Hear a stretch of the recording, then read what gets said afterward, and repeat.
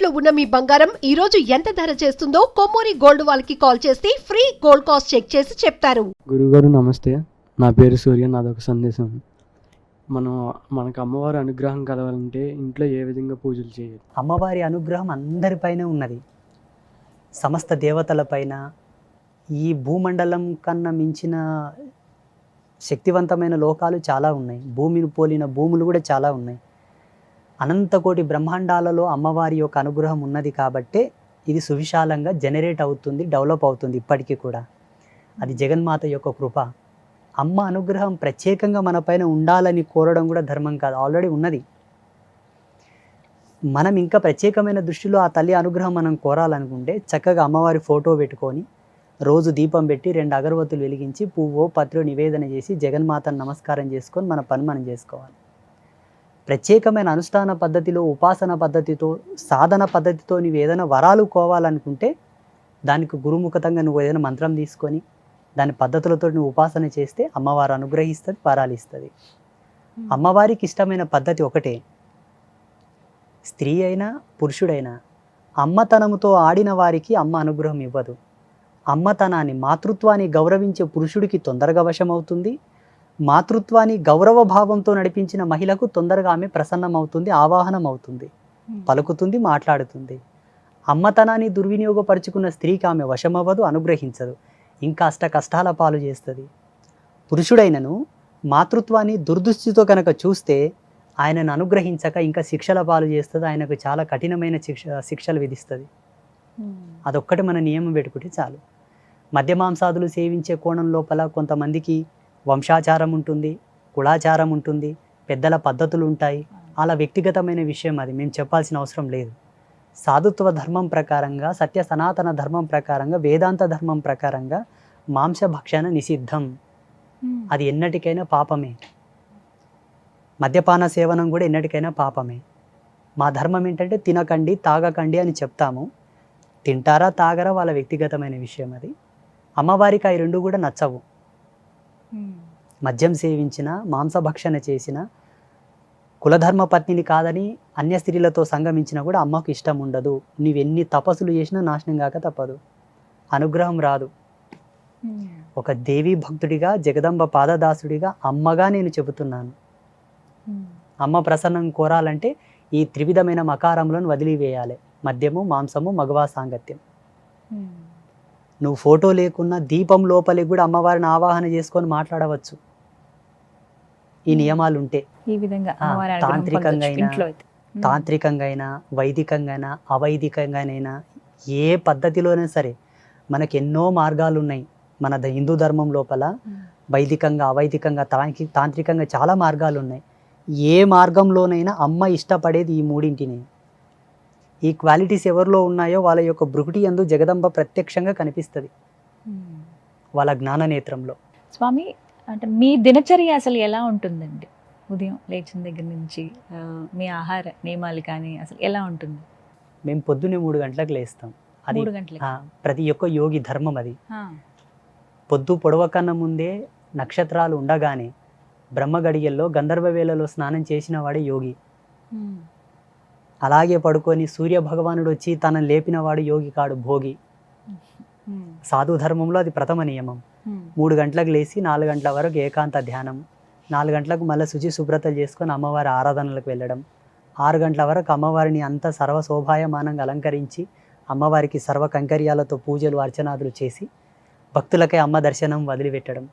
అక్కడ నుంచి ఎవరైనా భక్తులు వస్తే వాళ్ళతో మాట్లాడడం, వాళ్ళకు సందేహాలు చెప్పడం, వాళ్ళ కష్టకాలాలు వినడం, వాళ్ళకు వరాలు ఇవ్వడం, ఏదో మాకు తోచిన మంత్రమో తంత్రమో యంత్రమో ఇచ్చి ఇది ఉంచుకోండి బాగుంటారని చెప్పడం. ఇట్లా ఏదైనా ప్రోగ్రామ్స్, మీటింగ్లు, పూజలు ఎవరైనా ఇళ్ళకి పిలిస్తే వెళ్ళడం, వాళ్ళకి ఆశీర్వాదం చేయడం. ఏమన్నా పెద్ద పెద్ద సాధు సంతుల సమ్మేళనాలు అవుతుంటాయి, అటువంటి ప్రోగ్రామ్స్కి వెళ్ళడం. మొన్ననే దుబాయ్ కూడా వెళ్ళొచ్చాను. అది జగన్మాత కృప. అక్కడ వాళ్ళు నన్ను పిలిపించారు, నేను వెళ్ళాను. అట్లా ఈ విధంగా ఉంటుంది. మా ఆహార విహారాలు ఎలా ఉంటాయంటే ప్రతి యోగికిను, ప్రతి సన్యాసికిను 3 ప్రధానమైన నియమాలు ఉంటాయి. ఏకభుక్తం, ఏకవస్త్రధారణం, ఏకశయన గతి. కంచం పొత్తు, మంచం పొత్తు ఉండకూడదు మాకు, అంతా ఒకటే. ఆహారం అంటే ఏం ఏకభుక్తం, సాత్విక ఆహారమే స్వల్పాహారం, అంత కొంత. ఓ అంతే. కుంభాలు తినడం అంటే అది భోగత్వం అవుతుంది. ఈ శరీర ధర్మాన్ని అనుసరించి తినడం కానీ లేకపోతే అది కూడా అవసరం లేదు మాకు. దీనికి ఒక రిజర్వేషన్ ఉంది. ఈ శరీర నిర్మాణానికి ఒక ధర్మం ఉన్నది. మా తల్లిదండ్రులు ఇద్దరు ఈ శరీరాన్ని నాకు ఇచ్చారు. దీన్ని నడిపిస్తున్నది పంచభూతాలు. ఈ శరీరం భూమి యొక్క ఆవరణంలో నడుస్తున్నది కాబట్టి అంత తినాలని ఒక ధర్మం, అంతే. ఆకలి కూడా మాకు పెద్ద ఏం ఇబ్బంది లేదు. పేరు మురళీకృష్ణ. నాకు సందేహం ఏంటంటే, చాలామంది అదే పాపాలు చేస్తే అదే నరకానికి వెళ్తారు, పుణ్యాలు చేస్తే స్వర్గానికి వెళ్తారు అంటారు. నిజంగా ఇది జరుగుతుందా? ఒకళ్ళు జరిగిన ఒక పర్సన్ పాపాలు చేసిన అనుకో, తను ఎన్ని జనరేషన్స్ వరకు అనుభవిస్తారు? ఇంతకుముందు మనం చెప్పుకున్నట్లనే పాపం యొక్క తీవ్రత బట్టి పీరియడ్ టైం పెరుగుతూ ఉంటుంది. అయితే ఇక్కడ పాపం చేసినోడు నరకానికి, పుణ్యం చేసినోళ్ళు స్వర్గానికి వెళ్తుంటారా లేదా అన్న కన్ఫ్యూజన్ అవసరం లేదు. It's a clear. భూమి ఆవిర్భావం చెంది మానవునికి విజ్ఞానం వికసితమైనప్పటి నుండి, శాస్త్ర సిద్ధాంత లిఖితమైనప్పటి నుంచి చెబుతూనే వచ్చారు, తప్పు చేయకండప్ప శిక్షల పాలవుతారు, నరకం కోతారని. ఇప్పుడు మీకు అది క్లియర్గా అర్థం కావాలంటే, మంచిగా ర్యాంకు తెచ్చుకొని మంచిగా మార్క్స్ వచ్చిన వానికి ఒక మంచి కాలేజ్ లోపల సీట్ ఇస్తారు. ఆ కొరతో చిన్నగా మార్కులు వచ్చిన వానికి ఇయ్యరు. ఎందుకు ఇయ్యరు? తక్కువ వచ్చాయి కాబట్టి, మార్కులు తక్కువ వచ్చాయి కాబట్టి. అది జీవధర్మ సిద్ధాంతాన్ని అనుసరించి నువ్వు జీవించలేదు కాబట్టి, నీ ధర్మ నిడివిని అనుసరించి నువ్వు ఎక్కడికి వెళ్ళాలో అక్కడనే వెళ్ళాలి. జీవధర్మ సిద్ధాంతాన్ని అనుసరించి బ్రతికి ఉత్తమ స్థితిలో నువ్వు నడిచావు కాన నువ్వు ఎక్కడికి వెళ్ళాలో అక్కడికి వెళ్ళాలి. అది ఈ టైం సిస్టమ్ డిసైడ్ చేస్తుంది.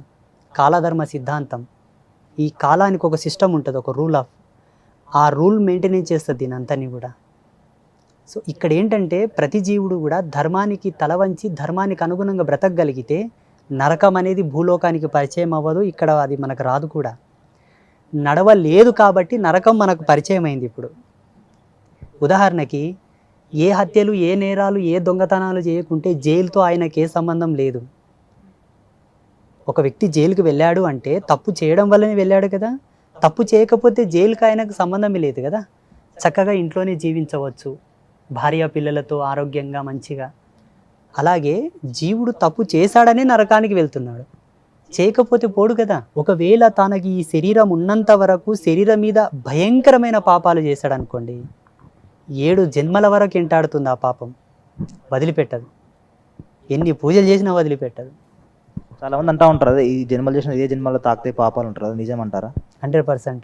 ఆ పాపం యొక్క ఉన్నతిని, ఆ స్థితిని బట్టి అవి తగులుతూ ఉంటాయి. అన్ని పాపాలు ఇదే జన్మలో అనుభవించాలని లేదు, అన్ని పాపాలు వేరే జన్మలో కూడా జనరేట్ అవుతాయని లేదు. అది పాపం యొక్క తీవ్రత, ఆ స్థితిని బట్టి. చూడండి, గోహత్య, బ్రాహ్మణ హత్య, సాధు హత్య మహాపాపం, ఎన్ని జన్మలకైనా అవి తీరవు. అట్ ద సేమ్ గో నింద, బ్రాహ్మణ నింద, సాధువు నింద, కన్న తల్లి నింద, తోబుట్టు అయిన చెల్లెలి నింద, ఈ 5 మందిని నిందించడం, తూలనాడడం, వ్యంగ్యంగా మాట్లాడడం, దురుసుగా ప్రవర్తించడం, వాళ్ళను కొట్టినా తిట్టినా, ఏ వంకగా వాళ్ళతో అసభ్యకరంగా ప్రవర్తించినా అది ఈ జన్మలోనే తగులుతుంది. ఇవి ప్రమాణాలు. దైవనింద చేసిన, శివభక్తులను, విష్ణు భక్తులను అవమానించినా కూడా వాళ్ళ పాటికి వాళ్ళు భక్తులు అయింటారండి. మీకేం పని వాళ్ళని నిందించడం, వాళ్ళని హేయంగా మాట్లాడడం, నింద చేయడం, అవి ఈ జన్మలోనే అనుభవించాలి. మరికొన్ని పాపాలు ఎలా ఉంటాయంటే, ఈ జన్మకు ఈ స్థితికి ఆవరణం కాక ఉత్తర జన్మకు అవి బాగా నిలబడి ఉంటాయి, నోరు తెచ్చుకొని నిలబడి ఉంటాయి, పట్టుకోవడానికి రెడీగా ఉంటాయి. ఉత్తర జన్మ అంటే now you are the bachelor. పెళ్ళయిందా? ఓకే, సారీ, పెళ్ళి కాలేదు, తెలుసో తెలియక అన్నాను. ఓకే, ఈ జన్మతో ఈ బాడీ ఆఫ్ స్ట్రక్చర్ తోటి నువ్వు ఏదైనా పాపం చేసావు అనుకోండి, ఆ ఆరా అంతా నీ పైన ఉంటుంది, ఆ జీవకళ. ఈ కళతో నువ్వు పిల్లల్ని కన్నావు అనుకోండి, నీ యొక్క శేషము నీ భార్య గర్భమునందు ప్రవేశించి బయటకు వస్తా చూసావా, అది అక్కడి నుంచి కూడా ఆ పాప అంకురం వస్తూ ఉంటుందన్నమాట. 100%. ఇంతో అంతో నువ్వు చేసింది డిపాజిట్ అవుతుంది నీ పిల్లలకు, బ్యాంక్ బ్యాలెన్స్ డిపాజిట్ అయినట్టు. అందుకేనండి మన సనాతన ధర్మంలో క్లియర్ కట్ ఒకటే ఉన్నది, ఎక్కడ పుష్కరాలు వచ్చినాయంటే వెళ్ళి స్నానం చేయండి. ఏ నదికి పుష్కరాలు వచ్చినాయంటే వెళ్ళి స్నానం చేయండి. ఎక్కడ ఒక మహాయాగం జరుగుతుందంటే వెళ్ళి దర్శనం చేసుకోండి. ఎక్కడ సమీపంలో పుణ్యక్షేత్రం ఉందంటే వెళ్ళి దర్శనం చేసుకోండి. ఒక పుణ్యతీర్థంబు ప్రవహిస్తున్నది అంటే వెళ్ళి స్నానం చేయండి. ఇవన్నీ కూడా జన్మ ఉత్థాన పదమునకు సోపాన మార్గాలు. ఋషులు ఎంత కష్టపడి ఎంత దర్శనాలు తీసుకొని మన కోసం పెట్టారో, అన్నీ చేసి పెట్టారు కానీ అనుభవించడానికే మనకు చేతనవట్లా. మళ్ళీ పాపాలు, దోషాలు, కర్మలు అన్నీ ఉన్నాయి మనకు. అంటే అవి సందర్శనం చేత మనం చేసినటువంటి పాపాలు పోతాయండి? 100%. ఇప్పుడు ఒక వస్తువును రోడ్డు మీద వాడేస్తే దుమ్ము ధూళి ఆవరిస్తుంది, దాన్ని కిచెన్లోకి తెచ్చి కడిగితే పోదంటారా? పోతుంది కదా. ప్రాణం లేని వస్తువే శుద్ధి అయ్యేటప్పుడు ఇన్ని జీవకళలతో నిర్మాణమైన ఈ దేహము, అందున్న భగవంతుడు, అతని కేంద్రకంగా నడిచే ఉచ్ఛ్వాస నిశ్వాసలు, ఇంతటి కుండలిని ప్రాయోపవేశము ఎలా శుద్ధి కాదు చెప్పండి? అవుతుందా కదా? 100%. మనం చేసుకోవట్లా, అనుభవించడంలా.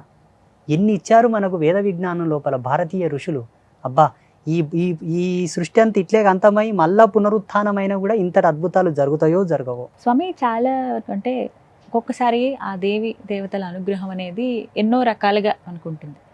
మీకు కలిగినటువంటి నిదర్శనాలు మాకేమైనా కొన్ని వివరిస్తారా? ఏ విధంగా అమ్మవారు మీతో పలికారు? యోగి యొక్క తన దర్శనాలను, తన యొక్క అనుభవాలను మీరు ఇంతవరకు వేరే గురువుల యొక్క అనుభవాలు విని ఉంటారు. అట్ ద సేమ్ అలాగే నన్ను అడుగుతున్నారు. ఇవి గుప్త రహస్యాలు. అంటే ఇట్లా కెమెరాల ముందు చెప్పడం అంత సమంజసం కాదు. ఇలా చెప్పడం అనే కోణం ఎలా ఉంటుందంటే, అనేక మంది దీన్ని చూస్తారు. వాళ్ళు ఏ అవస్థలు ఉండి చూస్తారో. కొంతమంది టాయిలెట్లో ఉండి కూడా యూట్యూబ్ చూసేవాళ్ళు ఉంటారు. వాళ్ళకి ఎటు ఏం చూడాలో కూడా తెలియదు కదా. అయ్యో స్వామీజీ ఏదో చెప్తున్నాడే క్లిక్ చేసి అక్కడ వింటుండే వాళ్ళు ఉంటారు. కొందరు పడక గదిలో వినేవాళ్ళు ఉంటారు. ఆయన ఏ స్థితిలో ఉన్నాడో ఆయనకు సంబంధం లేదు, ఏదో బోర్ కొట్టియో పని లేకనో వింటూ ఉంటాడు. మీరు అడిగిన ప్రశ్న, ఇది అనితర సాధ్యమైనటువంటి యోగ మర్మం. ఇది చాలా మార్మికమైనది. అమ్మవారు నాకు ఇచ్చినటువంటి దర్శనం అనుకోండి, నాకు వచ్చిన అనుభవాలు అనుకోండి. ఇలా కాకుండా దాన్ని తెలుసుకోవాలనే ఉత్సుకు ఎవరికైనా ఉంటే ఒక పద్ధతిగా అట్లా అడిగితే చెప్పవచ్చు.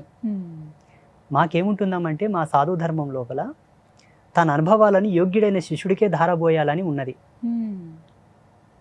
తన యొక్క అనుష్ఠాన సంబంధితమైనటువంటి వ్యక్తికి కానీ, తన యొక్క మత పరంపరకు సంబంధించిన వ్యక్తి కానీ, తన యొక్క పీఠ పరంపరకు సంబంధించిన వ్యక్తి కానీ, తన చేత శిష్యరికం పొందిన వాడికి కానీ ధారబోయాలి తన అనుభవాలు. అయోగ్యంగా దేన్ని గనక ఇస్తే ఆ పాపం మాకు తగులుతుందని మా నియమం. ఏమనుకోకండి. అయ్యో పర్వాలేదండి, నొప్పిస్తే క్షమించండి. అమ్మవారు జగన్మాత నా యందు ప్రత్యక్షమైనదా కాదా అని మీకు అనుమానం మొత్తం సంపూర్ణం కావాలనుకుంటే, నివృత్తి కావాలనుకుంటే, అంబాత్రయ క్షేత్రం అనే పేరు ఈ జగతిలో ఎక్కడ లేదు. అంబాత్రయ క్షేత్రం అనేది శాస్త్రీయమైనదా అశాస్త్రీయమైనదా మీరు సిద్ధాంతులను అడగండి, ఎవరినన్నా సాంఖ్యశాస్త్ర నిపుణులను అడగండి, జ్యోతిషులను అడగండి. వేద విజ్ఞానం తెలిసిన వాళ్ళు అంబాత్రయ క్షేత్రం మీద ఎంత గొప్ప నిర్వచనం ఇస్తారో. ఆ పేరుని ఏ గ్రంథంలో కానీ ఏ గ్రాంధికంలో కానీ మేము చూడలేదు. ఆ జగన్మాతను అడిగితే, ఈ రోజు అడిగాం, మరుసటి రోజు అమ్మ ముందు ఆ పేరు వచ్చింది. ఆ పేరు లిఖితం చేసి ప్రాణప్రతిష్ఠ చేసి పట్టాభిషేకం చేశాం. ఆ క్షేత్రంలో పేరు కానీ, అక్కడ స్థాపితమైన అమ్మవార్లు కానీ, అక్కడ ఒక రుద్రశూలం ఉంటుందమ్మా, చాలా అద్భుతం అది. ఆ రుద్రశూలం కానీ, 7 జీవనదుల జలాలతో ప్రాణప్రతిష్ఠ చేయబడ్డ కోనేరు, కూర్మాకారపు కోనేరు, మన పీఠంలో గోమాత కళ్యాణం చేస్తాం ప్రతి సంవత్సరం. అదొక అద్భుతం. అంబాత్రయ క్షేత్రంలో ప్రతిదీ అద్భుతమే. అక్కడ 3 అమ్మలు 3 కలర్లతో ఉంటారు, black, yellow, red. Mahakali, Mahalakshmi, Mahasaraswati. ఈ 3 అమ్మల్లాగానే అక్కడ ఒక కుక్క ప్రసవించిన 3 కలర్లతో పుడతాయి, ఒక గోవు ప్రసవించిన 3 కలర్లతో పుడతాయి, ఒక పిల్లి ప్రసవించిన 3 కలర్లతో పుడతాయి. జగన్మాత నేను ఇక్కడ ప్రత్యక్షంగా ఉన్నానని ఆ జీవరాశుల మీద ఆవరణమై చూపిస్తూ ఉన్నది. అది మాకు ప్రత్యక్షమైనటువంటి దర్శనం. చాలా సంతోషం. మీరు ఈ మాట చెప్తున్న కొద్దీ ఇంకా చూడాలి, ఒకసారి రావాలి సత్యానికి అనిపిస్తోంది.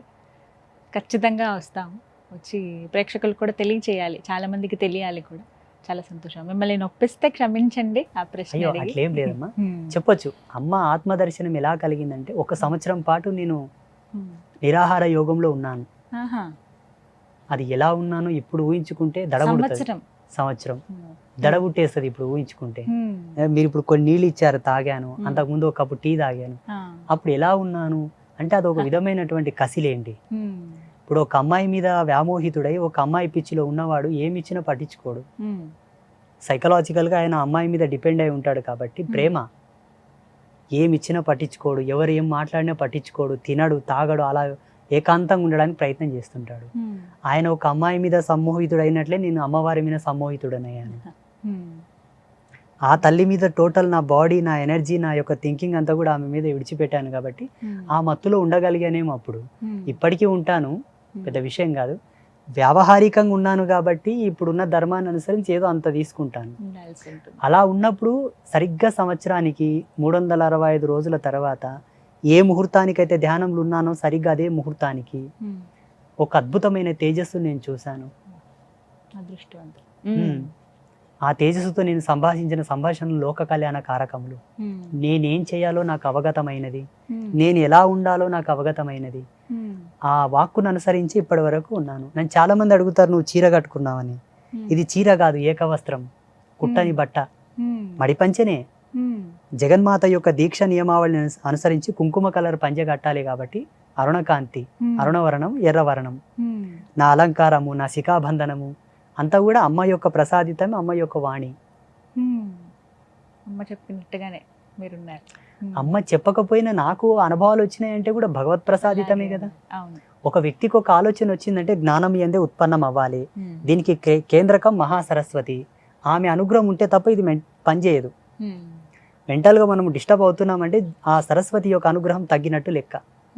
సైకలాజికల్గా ఆయన పిచ్చి పిచ్చి చేష్టలు చేస్తున్నాడు అంటే తప్పకుండా సరస్వతి శక్తిపాతం చేసి ఆయన మంచిగా అవుతాడు. శక్తిగా లేడు, దృఢంగా లేడు, అంగవైకల్యంతో ఉన్నాడంటే మహాకాళి శక్తిపాతం చేయాలి.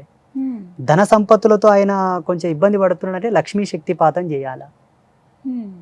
ఈ 3 సమృద్ధిగా మనకు అంబాత్రయ క్షేత్రంలో దొరుకుతాయి.